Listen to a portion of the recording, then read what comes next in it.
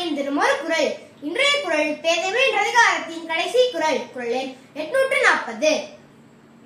கடாக்கல் பள்ளியுள் வைத்தற்றால் சான்றோர் குழாத்து பேதை புகழ். இந்த குறளுடைய விளக்கம் என்னவென்றால், the presence of fool in the assembly of learned people is like keeping one's unwashed foot on the bed.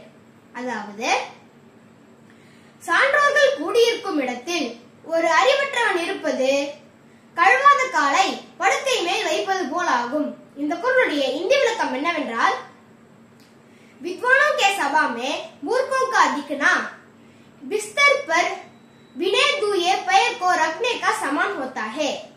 இதைத்தான் வள்ளுவர் கூறியுள்ளார்.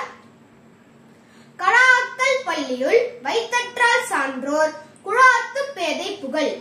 நன்றி. மீண்டும் நாளை சந்திப்போம்.